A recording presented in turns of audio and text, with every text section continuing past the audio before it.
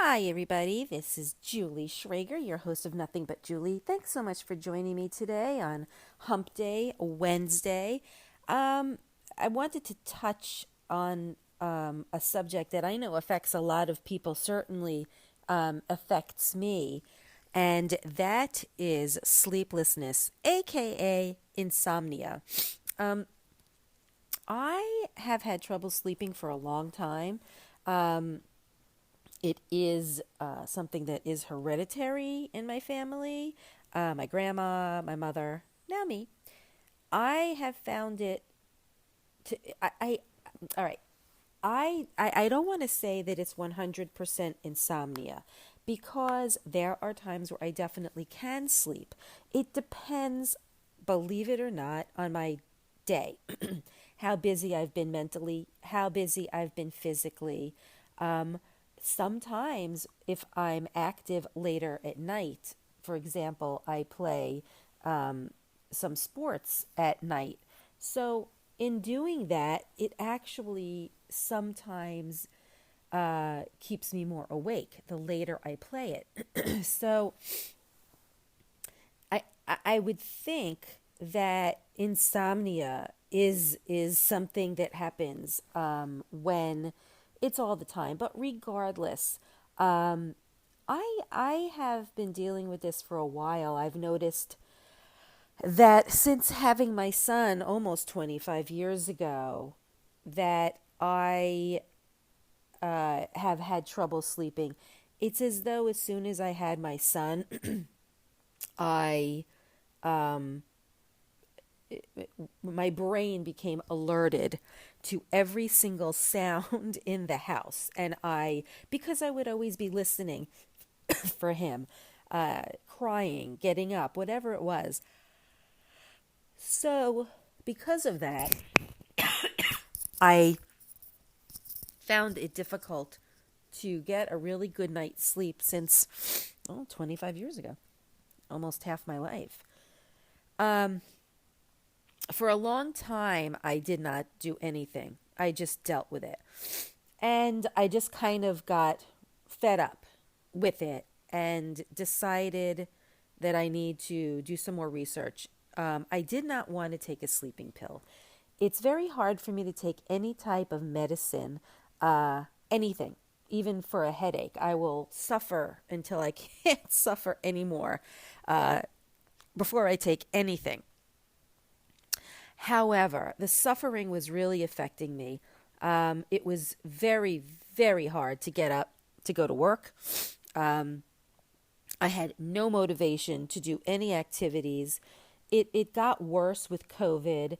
And as I had mentioned in previous episodes of my podcast, I started to gain weight and momentum and kind of lost my motivation with working out because of my lack of sleep. And during the day I was tired, didn't have much to do. You would think that I would keep up on exercise, but because I did not have a lot of motivation, and I was so tired during the day, I just lost momentum. And I did not like how I look. Right now, I'm on the road to recovery. I'm giving myself a good few more months, to really get back in shape. And, but I am a night owl also. So, what were some of the remedies? Now, these remedies work for me. They might not work for you, but they are just suggestions. I started taking melatonin, which is a naturally occurring chemical in our brain.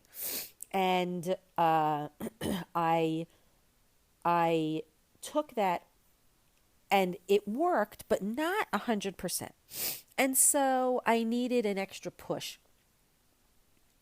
And I did some more research about how Americans are so low with magnesium and vitamin D. And I live in Florida. So I do get an ample amount of vitamin D, but I did feel to get a mix of vitamin D and magnesium because the vitamin D really helps the magnesium to absorb. So I now take two magnesium pills, one in the morning and one before I go to bed. And that seemed to be the extra push I needed to really help me to not only fall asleep, but to stay asleep.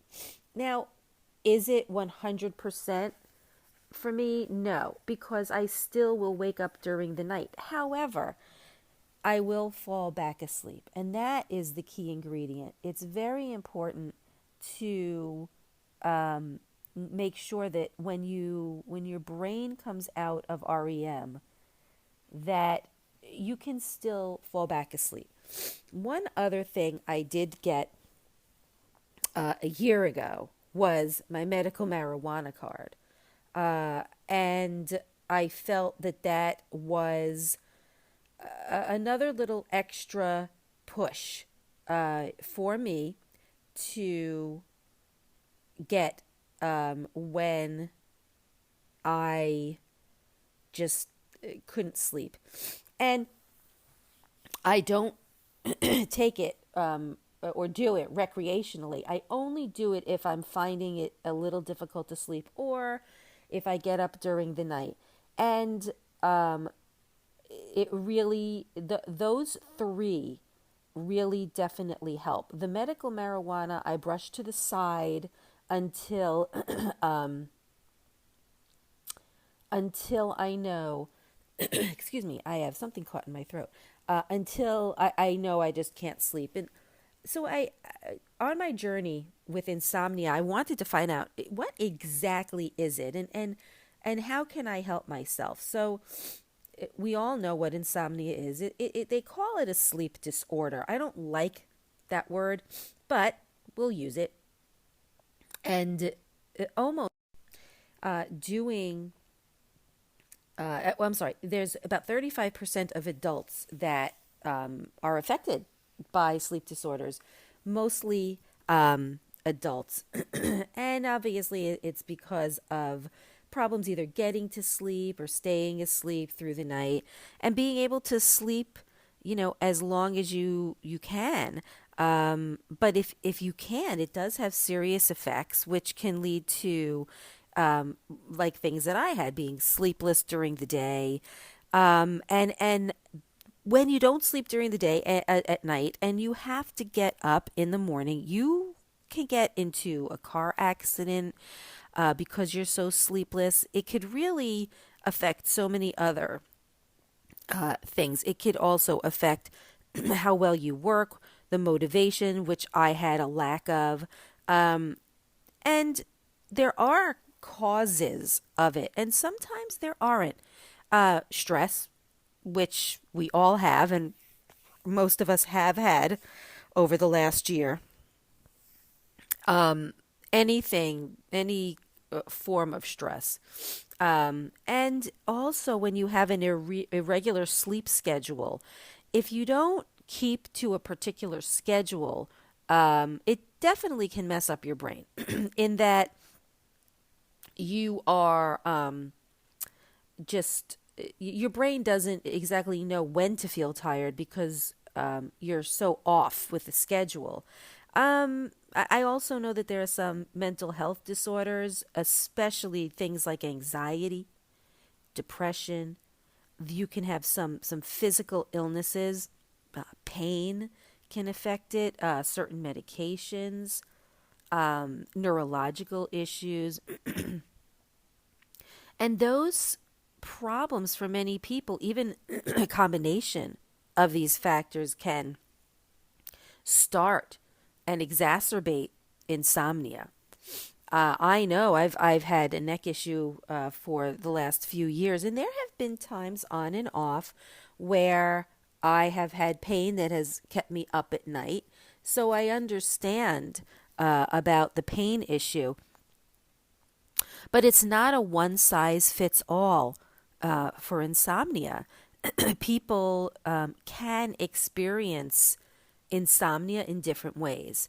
So there are people, not me, that have short-term insomnia, and that's something that happens, for a few months.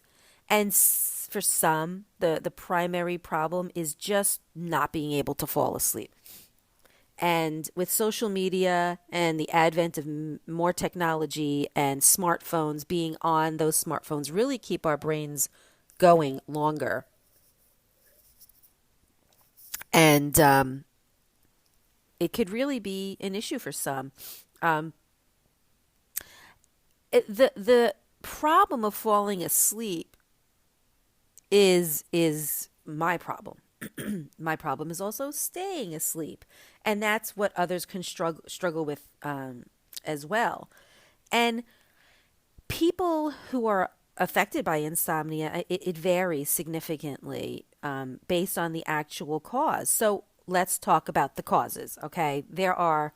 I mean, I'm sure I'm not going to cover everyone because there's a lot of potential causes of insomnia, and multiple factors, are involved, and it can actually trigger or worsen other health conditions, which can create like a cause and effect for insomnia.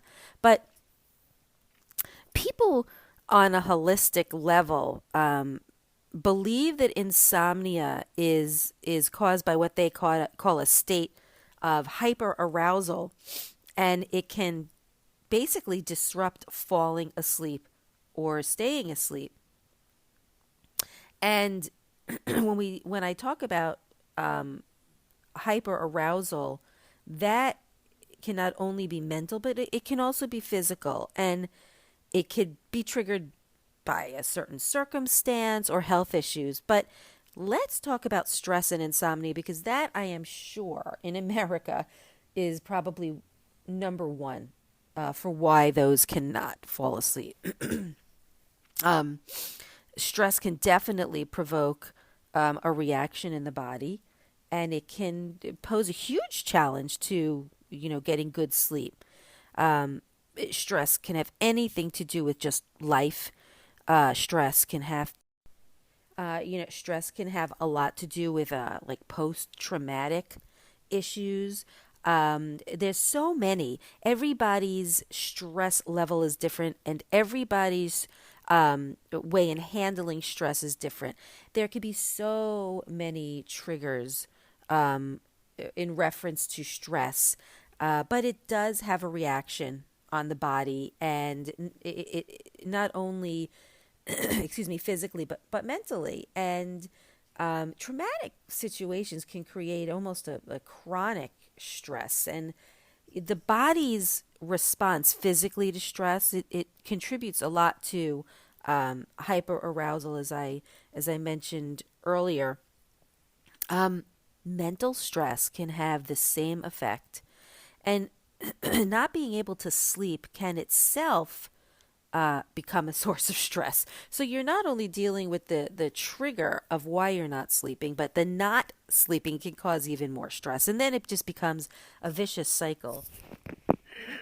So when you have this stress, the inability to sleep, um, adding to it just can make it worse. And I know that there are some people that are more vulnerable to stress that can really affect daily life, including sleeping. It's called sleep reactivity, which is kind of tied to other issues affecting sleep and mental health, physical and mental health. So that, to me, I believe, is the number one reason why people can't sleep, along with a plethora of others. But sleep schedule, I know, is really, really, really important. In an ideal world, our internal clock, the circadian rhythm, it follows a daily pattern, like of day and night. But in reality, we don't have an exact science with a sleep schedule. And there could be this misalignment of our natural internal clock. And excuse me. Well, first of all, jet lag. We all know that jet lag can completely mess you up. So if you are a traveler, maybe you've found a way to deal with irregular sleep patterns, but I can't imagine being jet lag all the time, and what that would do to your body. Um, I mean, you would be tired during the day and awake during the night. So, what about lifestyle? There's definitely a lot of unhealthy habits and definitely routines that can affect sleep. It's really important, I know, to keep the brain stimulated at least until evening um, by working late, playing video games, other electronic devices, and this can definitely affect sleeping issues. Napping. I'm all for napping, but if you do it too long and too late, it could definitely throw off your sleep timing. If you sleep in later to make up for lost sleep, it really can confuse the body. That's happened to me. And I noticed the best thing to do is to just kind of push yourself to get up so that you can establish a routine so you're tired at night. Um, get out of your bedroom. Using your bedroom for certain activities outside of sleep, it could definitely create like a mental association between your bed and wakefulness, and um, it's all in a subconscious realm, if you would. Um, so let's talk about caffeine. So you all know that caffeine is a stimulant, and it can stay in your system for hours, which definitely makes it harder to get sleep. So you need to learn to stop certain things hours before you go to bed, such as caffeine, nicotine, and alcohol. Alcohol is actually a sedative that can make you sleepy, but it can worsen your sleep because it can disturb the sleep cycle. So, also eating a meal before you go to bed, is a no no. Having a little snack before you go to bed is no big deal, but if you eat a heavy meal and even spicy foods, that can have a huge effect. And not only can it make it hard for you to digest the food, but it can add to sleep problems when it's consumed late in the evening. Um, Many people, aside from that, do have mental health issues like anxiety and depression, bipolar. As a matter of fact, 40% of people with insomnia have mental health disorders. And they can incite like a negative thought, and then you have mental hyper arousal that can kind of disturb your sleep.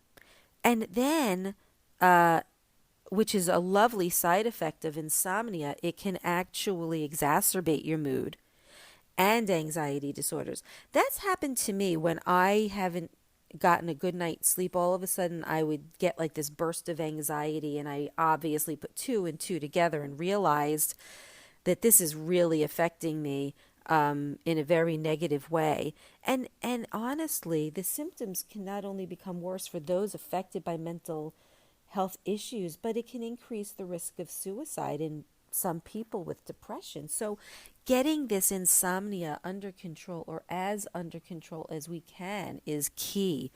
I know that almost any condition that can cause pain can disrupt sleep, like I mentioned earlier. Um, but also, when we dwell on this, it can definitely increase the stress and the sleep problems.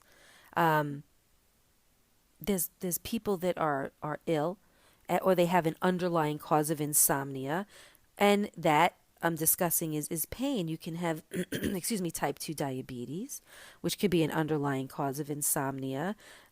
You can be dehydrated, or you could be too hydrated and you have to get up and go to the bathroom a lot. Um, there's also sleep apnea, with which my husband had several years ago, which caused him to be exhausted. And so he went to get a sleep test, and it turns out that he did need a CPAP machine, which is such a lovely apparatus. But let me tell you something, he probably, it probably saved his life and added more years of life to him, and he sleeps very well now with it and doesn't have, the stress or anxiety of waking me up, him being woken up, not getting enough sleep, being exhausted during the day.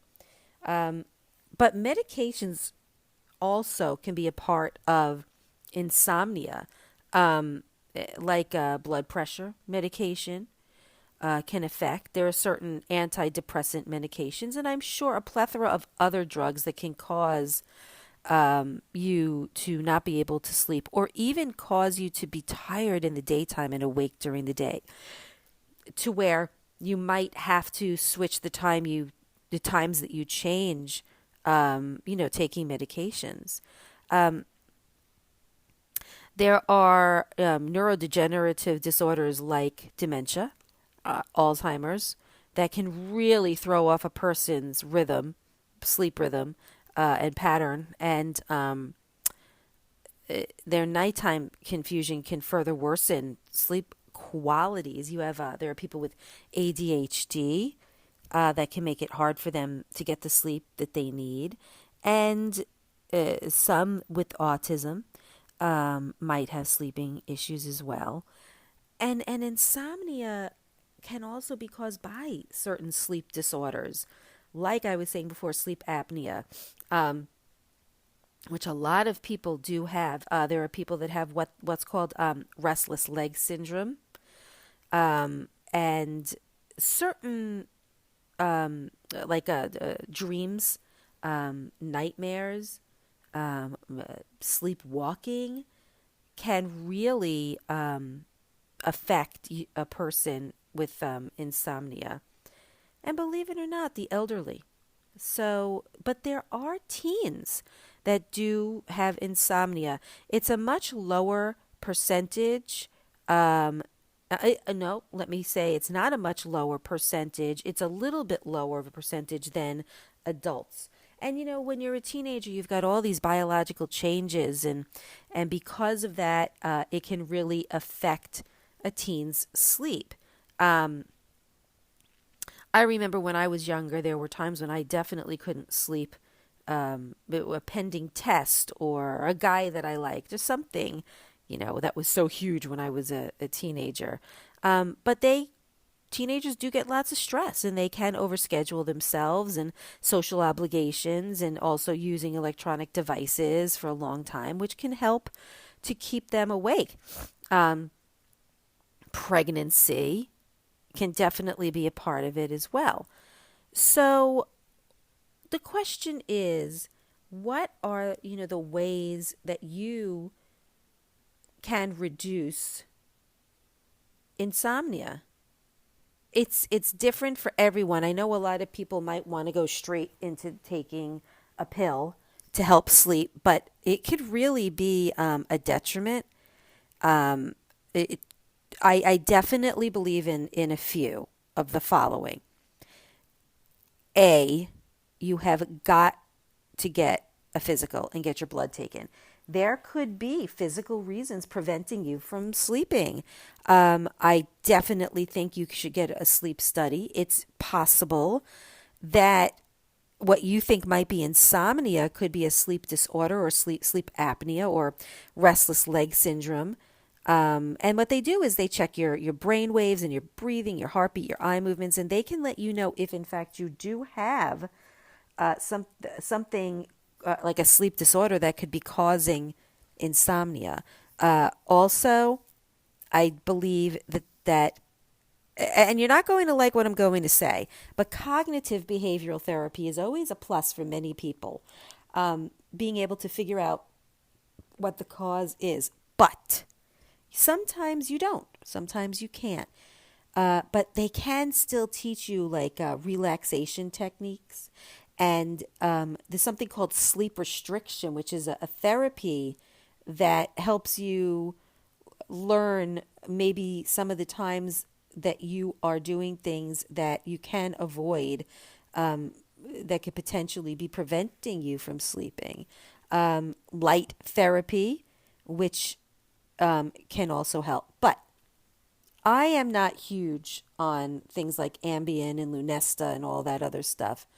I do think that there are home remedies that you could definitely try. A, most importantly, again, stick to a certain schedule. Even if it's hard, stay within a 1 hour window of going to sleep and a 1 hour window of waking up. Definitely check your medications. If you're on medications, make sure that they're not keeping you awake at night because certain medications definitely can do that. Definitely avoid naps or limit your naps, to maybe 30 minutes. And caffeine and alcohol, you might want to restrict after a certain hours. And most importantly, pain.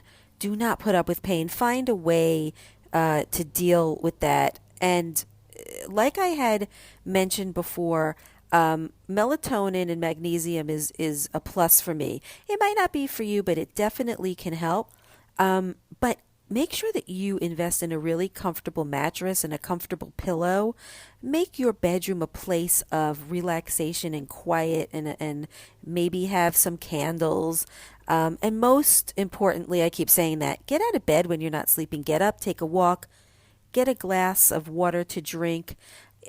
Just do things that are try and do those things first before you grab a prescription. So anyway, I hope that that's helped, and I really wish you lots of luck on your journey to less insomnia. It took me a while to try and find the best remedy for myself. So be patient, everybody, and enjoy the rest of your week.